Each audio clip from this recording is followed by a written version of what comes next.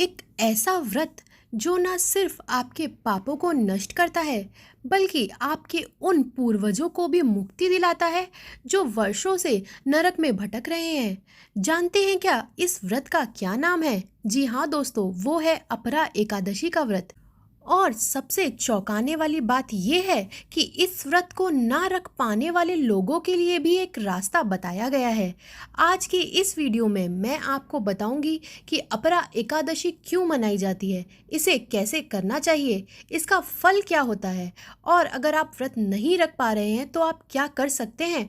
तो ये वीडियो आप अंत तक देखना ज़रूर, क्योंकि एक जानकारी आपकी पूरी ज़िंदगी बदल सकती है। लेकिन इसे जानने से पहले अगर आपको ऐसी ही हिंदू धर्म से जुड़ी इन्फॉर्मेशन चाहिए तो हमारे चैनल को सब्सक्राइब ज़रूर कर लीजिए और अगर आपको ये वीडियो पसंद आए तो लाइक शेयर करना ना भूलना। अपरा एकादशी ज्येष्ठ मास के कृष्ण पक्ष की एकादशी को मनाई जाती है। इस एकादशी का वर्णन पद्म पुराण में मिलता है।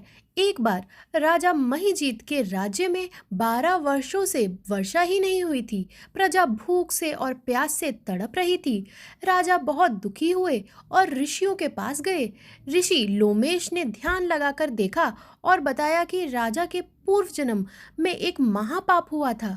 उस जन्म में वो एक धनी व्यक्ति थे जिसने एकादशी के दिन तालाब में पानी पिया, एक गाय को उसके बछड़े से अलग कर दिया और एक ब्राह्मण की भूमि हड़प ली।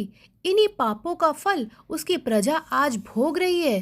तब ऋषि ने कहा, हे राजन, तुम अपरा एकादशी का व्रत करो, इसका पुण्य अपने पूर्वजों और प्रजा को अर्पित करो, इसी से तुम्हें मुक्ति मिलेगी। राजा ने फिर वैसा ही किया और राज्य में फिर वर्षा होने लगी।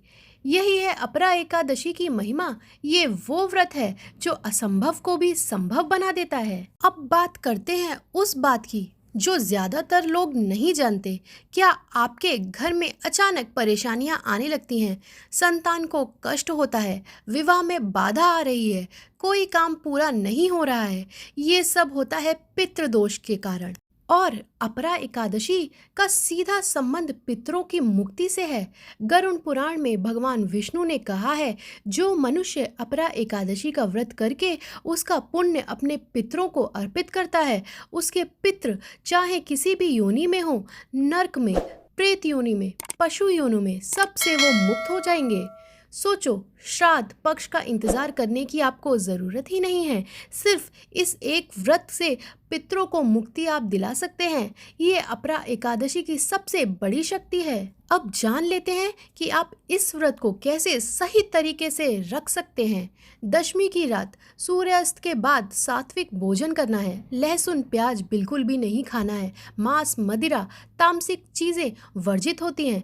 रात को भगवान विष्णु का आपको स्मरण करते हुए सो जाना है। मन में संकल्प लें, कल मैं आपका अपरा एकादशी का व्रत रखूंगा या रखूंगी।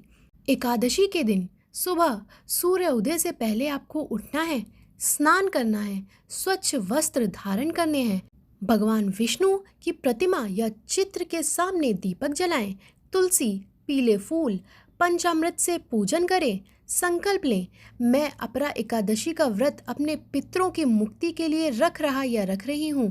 पूरे दिन निर्जला या फलाहार व्रत रखें अपनी शक्ति के अनुसार। ओम नमो भगवते वासुदेवाय का जाप करते रहें। विष्णु सहस्रनाम का पाठ करें। दिन में बिल्कुल भी नहीं सोना है। रात को भजन कीर्तन करें, भगवान का जागरण करें, यही सबसे बड़ा पुण्य है। द्वादशी के दिन सूर्योदय के बाद किसी ब्राह्मण को भोजन कराएं, दान करें, अनाज, वस्त्र या जो भी हो सके। उसके बाद खुद पारण करें यानी व्रत तोड़ें। पारण का समय सूर्योदय के बाद और द्वादशी समाप्त होने से पहले होता है। तो दोस्तों, अब जान लेते हैं कि इस व्रत का क्या फल है। पद्म पुराण में भगवान विष्णु ने युधिष्ठिर को बताया कि हे धर्मराज, अपरा एकादशी का फल इतना महान है कि वाजपेयी यज्ञ, कुरुक्षेत्र में स्नान, काशी में वास, इन सब का जो पुण्य होता है वो सब एक इस व्रत से ही मिल जाता है। इस व्रत के फल से ब्रह्म हत्या जैसे महापाप भी नष्ट हो जाते हैं। पितृ प्रेत योनि से मुक्त होकर स्वर्ग को प्राप्त होते हैं। घर में सुख शांति और समृद्धि आती है। संतान प्राप्ति में आने वाली बाधाएं भी दूर हो जाती हैं। व्यापार में उन्नति होने लगती है। मृत्यु के बाद बैकुंठ धाम की प्राप्ति होती है। भगवान विष्णु स्वयं कहते हैं, इस व्रत को करने वाला भक्त मुझे सबसे प्रिय है। अब बात करते हैं उन 5 गलतियों की जो अक्सर लोग करते हैं और इससे व्रत का पूरा फल नहीं मिलता। पहली गलती है दशमी को तामसिक भोजन करना। बहुत लोग सोचते हैं कि एकादशी के दिन व्रत है तो दशमी को कुछ भी खा सकते हैं। ये गलत है। दशमी की रात का खाना व्रत की नींव होता है। दूसरी गलती, पारण गलत समय पर करना।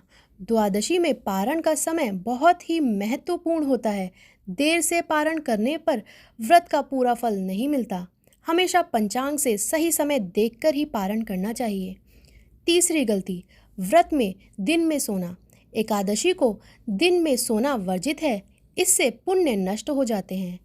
चौथी गलती, तुलसी ना चढ़ाना। भगवान विष्णु को तुलसी अत्यंत प्रिय है। बिना तुलसी के पूजन अधूरा माना जाता है। पांचवी गलती, पुण्य अर्पित ना करना। इस व्रत का सबसे बड़ा फल तब मिलता है जब आप इसका पुण्य पितरों को समर्पित करते हैं। पूजन के अंत में बोलिए, इस व्रत का जो भी पुण्य है वो मेरे पितरों को समर्पित है।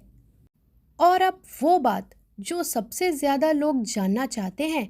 बीमार हैं, गर्भवती हैं, बुजुर्ग हैं, किसी कारण से व्रत संभव नहीं है तो घबराइए मत। शास्त्रों में इसका उपाय भी लिखा गया है। उपाय 1, कथा सुने या पढ़ें। अगर व्रत नहीं रख सकते तो अपरा एकादशी की कथा पढ़ें या सुने। भगवान श्री कृष्ण ने कहा है, इस एकादशी की कथा सुनने का भी फल व्रत करने के बराबर ही है। उपाय दूसरा, विष्णु सहस्रनाम का पाठ करें।